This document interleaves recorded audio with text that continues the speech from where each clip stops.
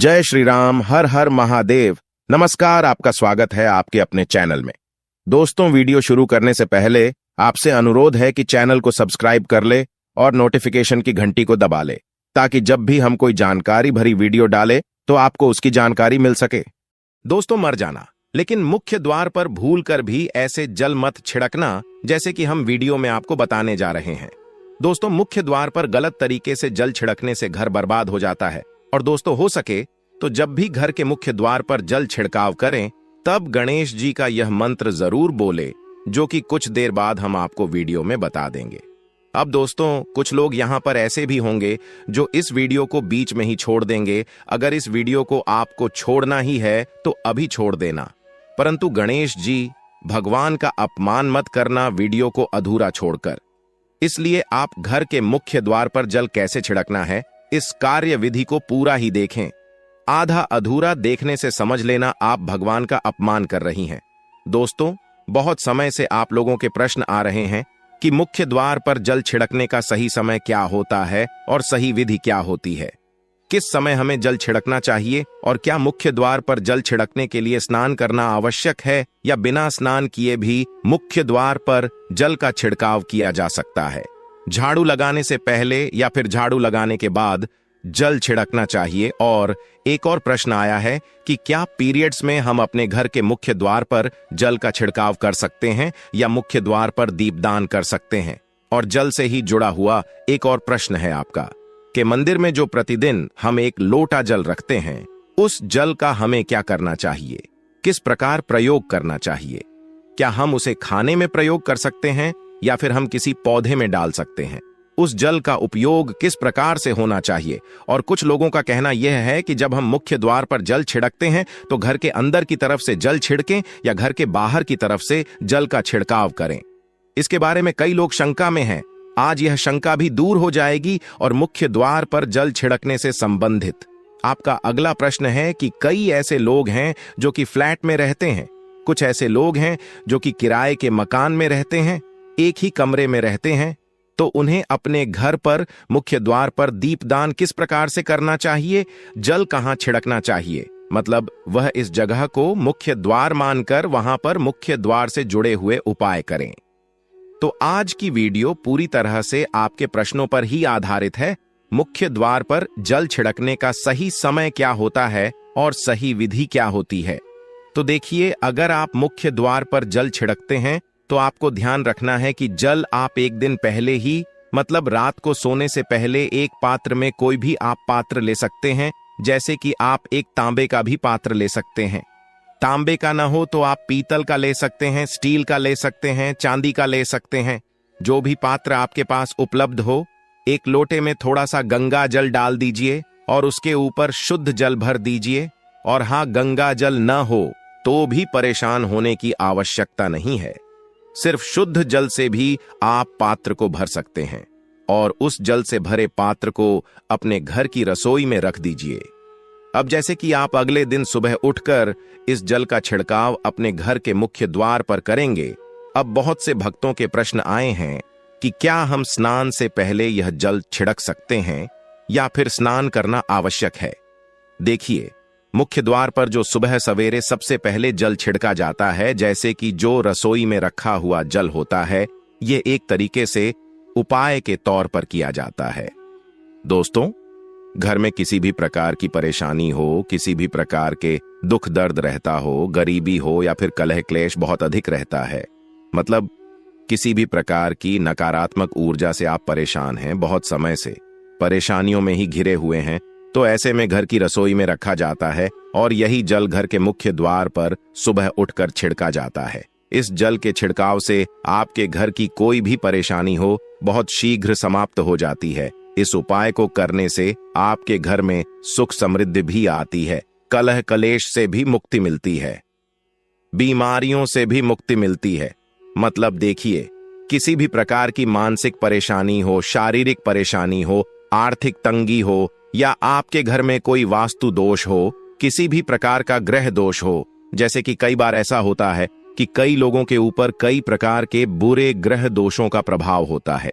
जिसकी वजह से घर में परेशानियां हमेशा बनी रहती हैं, तो ग्रह दोषों के प्रभाव से भी आपको मुक्ति मिलती है। वास्तु दोष और पितृदोष भी समाप्त होता है।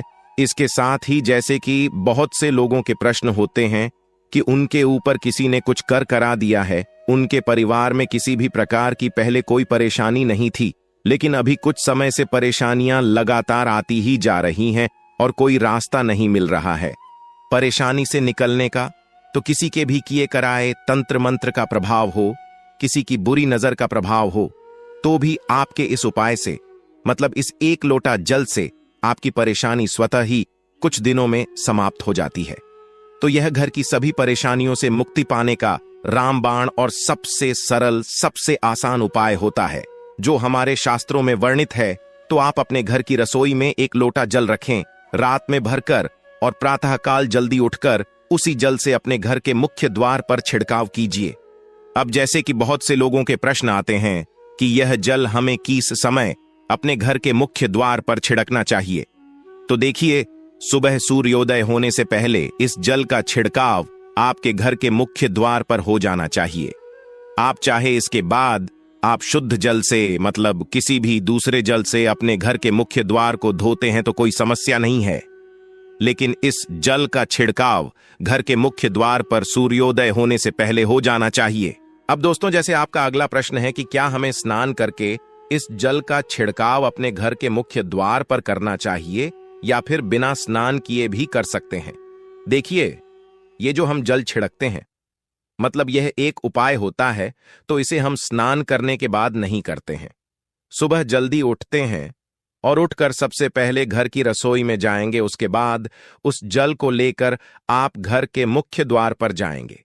मुख्य द्वार खोलकर, मतलब मेन गेट खोल दीजिए, और उसके बाद मुख्य द्वार पर इसी जल का छींटा दीजिए, छिड़काव कर दीजिए। और जल का छिड़काव करते समय अपने पितरों का ध्यान कीजिए, मां लक्ष्मी का ध्यान कीजिए, क्योंकि कहा जाता है कि सुबह सुबह मां लक्ष्मी प्रत्येक द्वार पर आती है, सबके द्वार पर आती है, जिनके भी द्वार खुले होते हैं, जिनके घर में जल का छिड़काव मुख्य द्वार पर हुआ रहता है, उसके घर में प्रवेश कर जाती है। तो मां लक्ष्मी का अपने मन में ध्यान कीजिए और एक तरह से प्रार्थना कीजिए कि है मां लक्ष्मी, आप मेरे घर में प्रवेश करें, मैं आपका स्वागत करने के लिए तैयार हूं। और इसके बाद अपने पितरों का ध्यान कीजिए, क्योंकि हमारे घर की दहलीज होती है, वहीं पर पितरों का वास माना जाता है। तो जब आप दहलीज पर जल के छींटे देते हैं, तो आपके पितृ बहुत प्रसन्न हो जाते हैं और उनका आशीर्वाद भी आपको प्राप्त होता है। तो सुबह जो आप जल छिड़कें, इसके लिए स्नान करने की आवश्यकता नहीं है, बिना स्नान किए भी कर सकते हैं। दोस्तों, वीडियो में आगे बढ़ने से पहले आपसे छोटा सा निवेदन है कि कमेंट बॉक्स में जय मां लक्ष्मी अवश्य लिखें। महालक्ष्मी जी, जो भी भक्त इस वीडियो को देख रहा है, उसके घर में सुख समृद्धि आए, उसके घर में कोई भी परेशानी नहीं आए और पूरा परिवार सुख शांति से अपना जीवन यापन करें। दोस्तों, अगर तुम में से कोई महालक्ष्मी जी को मानता है, तो अगर सच में ही भक्त हैं, आप इस वीडियो को लाइक कर नीचे कमेंट बॉक्स में एक बार जय महालक्ष्मी लिख देना, तो उसके मन में जो भी मनोकामना है वह पूरी कर देना। अब दोस्तों, आपका अगला प्रश्न है कि क्या झाड़ू लगाने के बाद हमें जल का छिड़काव करना चाहिए या फिर झाड़ू लगाने से पहले भी जल का छिड़काव कर सकते हैं। तो देखिए, जैसे मैंने आपको पहले ही बताया था कि उठने के बाद सबसे पहला कार्य जो आपको करना है वह जल का छिड़काव ही करना है। उसके बाद आप झाड़ू लगा सकते हैं, लेकिन एक चीज का ध्यान रखिए, जब हम सोकर उठते हैं तो सबसे पहले बिस्तर पर बैठे हुए ही अपने दोनों हथेलियों को जोड़कर और दोनों हथेलियों को सामने से जोड़कर पूरी हथेली को देखा जाता है। उसमें मां लक्ष्मी का ध्यान किया जाता है, उसके साथ ही 5 देवताओं का ध्यान किया जाता है। 5 देवता कौन कौन से होते हैं? मां दुर्गा, भगवान शिव, भगवान श्री हरि विष्णु, गणपति गजानन और भगवान सूर्य देवता। 5 देवताओं का ध्यान हम अपने हाथों में ही करते हैं, हथेलियों में ही करते हैं। कराग्रे वस्ते लक्ष्मी, कर मध्य सरस्वती, करमूल स्थितो ब्रह्मा प्रभाते कर दर्शनम। इस मंत्र का उच्चारण आप चाहें तो कर सकते हैं, नहीं करते हैं तो भी कोई बात नहीं। अपने इष्ट देवता का और 5 देवताओं का ध्यान अपनी हथेलियों में कर लीजिए। उसके बाद दोनों हाथ जोड़कर सभी देवी देवताओं को प्रणाम किया जाता है और उसके बाद अपने हाथ से पृथ्वी का स्पर्श करते हैं, धरती को छूकर प्रणाम करते हैं 2 बार या 3 बार, और उसके बाद अपना दाहिना पांव पृथ्वी पर रखते हैं, दोस्तों धरती पर रखते हैं। उसके बाद ही बाकी के जो सभी कार्य होंगे वो उसके बाद ही किए जाएंगे। जल का छिड़काव आप उसके बाद ही करेंगे। मतलब सुबह उठने के बाद सबसे पहले हथेलियों के दर्शन, फिर धरती को प्रणाम कीजिए, फिर धरती पर पैर रखे और उसके बाद रसोई में जाकर आपको जल लेना है और घर का मुख्य द्वार खोलकर मुख्य द्वार पर जल का छिड़काव करना है। मां लक्ष्मी का और अपने पितरों का ध्यान करना है। उसके बाद आप अपने घर में आ जाएंगे और उसके बाद जो भी आपके रूटीन वर्क होते हैं, मतलब झाड़ू लगाएंगे या फिर आप स्नान करेंगे, ये सभी कार्य उसके बाद किए जाएंगे। और अब जैसे कि कई लोगों के प्रश्न आते हैं कि जब हम जल का छिड़काव करते हैं, क्या उसी समय हम घर के मुख्य द्वार पर झाड़ू लगाकर और पानी डालकर क्या हम मुख्य द्वार की अच्छे से सफाई कर सकते हैं? जी हां, बिल्कुल कर सकते हैं। पहले आप जो रसोई में रखा हुआ जल है उस जल का छिड़काव कर दीजिए। उसके बाद और भी पानी डालकर, मतलब अगर आपके पास जल और उपलब्ध है तो और जल लेकर और घर के मुख्य द्वार की अच्छी तरह से झाड़ू से या कैसे भी सफाई कर सकते हैं। और कई लोगों के प्रश्न आए हैं कि हम किसी फ्लैट में रहते हैं या फिर किसी ऐसे कमरे में रहते हैं, किराए के कमरे में, कि हमारे पास एक ही कमरा है, तो हम जल का छिड़काव या फिर दीपदान कहां पर करें? किसे हम अपना मुख्य द्वार माने देखिए। जो आपका अपना कमरा है या फिर जो फ्लैट है आपका, जहां पर आपका नेम प्लेट लगा हुआ है, आप उसी स्थान पर दीपदान करेंगे और उसी स्थान पर आपको जल का छिड़काव करना है।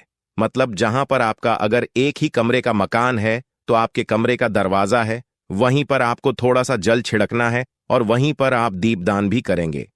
जो कि मुख्य द्वार से जुड़े हुए उपाय होते हैं वो आप अपने घर के, मतलब जो अपना कमरा है उसके बिल्कुल दरवाजे के पास ही करेंगे। और आपका अगला प्रश्न है कि क्या पीरियड में हम अपने घर के मुख्य द्वार पर जल का छिड़काव कर सकते हैं, दीपदान कर सकते हैं? देखिए, जल का छिड़काव करने के लिए पीरियड हो या न हो उसे कोई फर्क नहीं पड़ता, जल का छिड़काव कर सकते हैं। रही बात दीपदान की, तो दीपदान देखिए कार्मिक पूजा में आ जाता है और कार्मिक पूजा हम बिना शुद्ध हुए नहीं कर सकते हैं। मतलब पीरियड समाप्त होने के बाद ही आप कर सकते हैं दोस्तों। बाकी जल का छिड़काव आप कभी भी कर सकते हैं, पीरियड्स में भी कर सकते हैं, कोई समस्या नहीं है। और अब आपका प्रश्न है कि क्या मंदिर में जो हम जल रखते हैं क्या वो रखना जरूरी है, और अगर हम रखते हैं तो उस जल का क्या करें? देखिए, मंदिर में जल रखना बहुत आवश्यक है। जल एक ऐसी चीज होती है जिसमें सभी प्रकार की जो एनर्जी होती है ऑब्जर्व हो जाती है। तो जो हम पूजा पाठ करते हैं, मंत्रों का जप करते हैं या वहां पर प्रार्थना करते हैं, जो भी हमारे अपने मन की कामना भी कहते हैं, भगवान से तो सभी चीजें उस जल में समाहित हो जाती हैं। इसलिए पूजा करने से पहले घर के मंदिर में 1 लोटा जल रखा जाता है और उसके बाद दीपदान, मतलब एक दीपक प्रज्वलित कर दिया जाता है। यह अग्नि और जल का एक तरह से बैलेंस भी हो जाता है और इसलिए शास्त्रों के अनुसार घर के मंदिर में 1 लोटा जल भी हमेशा होना चाहिए और दीपक भी प्रज्वलित करना चाहिए। तो अब इस जल का करना क्या चाहिए? देखिए, जब हम जल रखते हैं, सुबह की पूजा में रखते हैं, मतलब सुबह जो हम पूजा करते हैं, प्रातःकालीन पूजा, उस समय जल रखा जाता है और वह जल हम अगले दिन उठाते हैं। मतलब जब आप अगले दिन पूजा करने जाते हैं दोस्तों, स्नान इत्यादि करने के बाद, तो आप उस जल को उठाते हैं। सबसे पहले तो उस जल का प्रयोग सुन लीजिए, आप अपने घर के सारे कमरों में, मतलब पूरे घर में उस जल का छिड़काव करते हैं। तो इससे आपके घर का शुद्धिकरण हो जाता है, क्योंकि वह बहुत ही पॉजिटिव एनर्जी से भरा हुआ जल होता है। उस जल का छिड़काव करने से किसी भी प्रकार की नकारात्मक ऊर्जा का प्रवेश आपके घर में नहीं होता। किसी भी प्रकार की परेशानी आपके घर में हो, अगर आप नियमित तौर पर उस जल का छिड़काव करें अपने घर में, तो निश्चित ही आप परेशानियों से मुक्ति पा जाते हैं। किसी के कराए तंत्र मंत्र के प्रभाव से मुक्ति पा जाते हैं। दूसरा, इसका उपाय आप कर सकते हैं, जैसे कि घर में कोई बीमार है तो आप इस जल को उस व्यक्ति को पीने के लिए दे सकते हैं। और यह जल इतना पावरफुल होता है कि इस जल को पीने से बड़ी बीमारियों से, मतलब लंबी बीमारियों से भी धीरे धीरे राहत मिलने लग जाती है। कई बार होता है ना कि आप लोगों के प्रश्न आते हैं कि दवाई तो हम कर रहे हैं लेकिन दवाई हमें लगता ही नहीं है। दवाई का कोई प्रभाव ही देखने को नहीं मिलता, तो ऐसे में अगर उस जल को पीने के लिए रोगी को दिया जाए तो बहुत अच्छी दवाइयां काम करने लग जाती है। और जैसे कि परिवार में अगर बहुत अधिक कलह क्लेश रहता है, हमेशा आपस में सामंजस्य बनता ही नहीं है, आपस में हर बात पर मतभेद होता है, तो परिवार के सभी सदस्य इस जल में से अगर थोड़ा थोड़ा पीते हैं तो धीरे धीरे विचारों में परिवर्तन आने लग जाता है।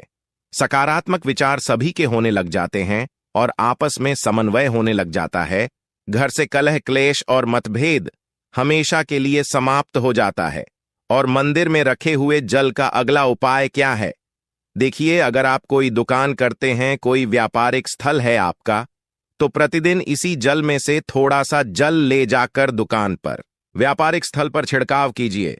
इससे आपका दुकान, आपका काम बहुत अच्छा चलता है। मतलब किसी भी प्रकार की परेशानी आपके व्यापारिक स्थल पर नहीं आती है, क्योंकि जैसा मैंने आपको बताया, ये जो जल होता है बहुत पावरफुल होता है, बहुत पॉजिटिव होता है। तो इस जल का छिड़काव करने से बहुत सारी परेशानियां स्वतः ही समाप्त हो जाती हैं। जैसे अगर आपके दुकान पर किसी की नजर लगी है, बहुत से लोगों के प्रश्न आते हैं कि हमारे काम को किसी ने बांध दिया है, मतलब किसी की बुरी नजर ऐसी लग गई है कि पहले तो दुकान बहुत अच्छी चलती थी, अब नहीं चल रही है, तो आप इस उपाय को कर सकते हैं। निश्चित ही बहुत जल्द ही आपको परेशानियों से मुक्ति मिल जाती है और दिन दूनी रात चौगुनी आपके व्यापार में तरक्की होती है। और हां, मंदिर में रखे हुए जल को आप अपने घर की रसोई में खाना बनाने में, पीने में भी प्रयोग कर सकते हैं। लेकिन खाना बनाने में प्रयोग तभी कीजिए जबकि आपके घर में बिल्कुल सात्विक भोजन बनता हो, मतलब लहसुन प्याज अगर आपके घर में बनता हो तो खाना बनाने में इस जल का प्रयोग नहीं किया जा सकता है। फिर आप इस जल को थोड़ा थोड़ा परिवार के सदस्य मिलकर ग्रहण कर सकते हैं और बचे हुए जल को आप अपने घर में पौधों में डाल सकते हैं। तो देखिए, ऐसा नहीं है कि मंदिर पर रखा हुआ जल बेकार होता है, किसी काम का नहीं होता है। बहुत सारे उपयोग इस जल के होते हैं। अगर हम सही तरीके से प्रयोग करें तो अपने जीवन की बहुत सारी परेशानियों का समाधान मात्र इस एक लोटा जल से हम कर सकते हैं। तो ध्यान रखिए कि मंत्रों से अभिमंत्रित जल बहुत महत्वपूर्ण होता है, बहुत शक्तिशाली होता है और हमारे घर के मंदिर पर रखा हुआ जल देवताओं का आशीर्वाद होता है, क्योंकि पूरे समय वह देवताओं के पास होता है। देवी देवता वहां पर रहते हैं, तो उस जल में हर प्रकार की शक्ति समाहित होती है, जो कि सकारात्मक शक्तियां होती हैं। और इस जल का प्रयोग अगर हम सही तरीके से करते हैं, मतलब उसको पीने में करते हैं, खाना बनाने में करते हैं, घर में जल का छिड़काव करने में करते हैं, तो इससे हमारी समस्याओं का समाधान होता है। और अगर कोई भी कार्य नियमित तौर पर, मतलब प्रतिदिन किया जाता है, तो उसका हमें लाभ प्राप्त होता है। कभी कभी करेंगे तो निश्चित ही आपको उतना लाभ दिखाई नहीं देगा, लेकिन अगर आप नियम बना लेंगे कि हर रोज उसी जल से घर में छिड़काव करना है, घर में प्रत्येक व्यक्ति को थोड़ा थोड़ा पीने के लिए देना है, बचे हुए जल को पौधों में डाल दीजिए, दुकान पर छिड़क दीजिए, अपने घर के व्यापारिक स्थल पर छिड़काव कीजिए, बच्चों की बुक्स शेष में, अपने घर की तिजोरी में, हर जगह इस जल का छिड़काव कीजिए और नियमित तौर पर कीजिए। चमत्कार आपको निश्चित ही देखने को मिलेगा। इसी प्रकार से जो रसोई में रखा हुआ जल होता है, उसका छिड़काव अपने घर के मुख्य द्वार पर कीजिए, तो इसका भी आपको लाभ बहुत ही शीघ्र दिखाई देगा। लेकिन इसे अपने रूटीन में शामिल करना होगा, प्रतिदिन नियम से यह कार्य करना होगा, तभी आपको लाभ देखने को मिलेंगे। और हां, कई लोगों के प्रश्न आते हैं कि मंदिर पर जो रखा हुआ जल होता है, तो जब हम अगले दिन उठाते हैं तो उसमें कई बार कुछ चीजें पड़ जाती हैं, कोई कीड़े मकोड़े पड़ जाते हैं क्योंकि खुला होता है। तो क्या हम उसे ढक सकते हैं? जी हां, बिल्कुल ढक सकते हैं। जब आप पूजा करते हैं सुबह के समय, तो जब तक पूजा कर रहे हैं, जब तक मंत्रोच्चारण कर रहे हैं, तब तक जल खुला रखिए। और उसके बाद जैसे कि आप पूजा पर से उठते हैं, तो उससे पहले जल को किसी भी प्लेट से या कटोरी से ढक दीजिए। फिर जब आप अगले दिन उस जल को उठाएंगे तो बिल्कुल शुद्ध और साफ सुथरा जल आपको मिलेगा और उस जल का प्रयोग आप अपने किसी भी कार्य में कर सकते हैं।